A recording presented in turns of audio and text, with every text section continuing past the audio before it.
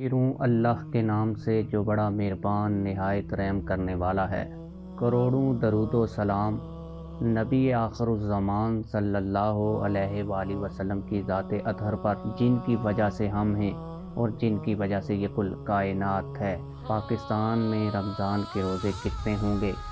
رویت ہلال کمیٹی ماہر فلکیات محکمہ موسمیات اس حوالے سے کیا کہتی ہے؟ کیا روزے 29 ہوں گے یا 30 ہوں گے؟ مارچ کی کس تاریخ کو عید الفطر منائی جائے گی؟ عید الفطر کس اسلامی تاریخ کو ہوتی ہے؟ یہ آج کی اس ویڈیو میں آپ لوگوں کو تفصیل کے ساتھ بتاؤں گا، لیکن ویڈیو شروع کرنے سے پہلے آپ لوگوں سے یہی گزارش ہے کہ ویڈیو کو لائک کریں، چینل کو سبسکرائب کریں، ویڈیو کو زیادہ سے زیادہ شیئر کریں۔ آئیے اپنے ٹاپک کی طرف چلتے ہیں، ویڈیو کو سٹارٹ کرتے ہیں۔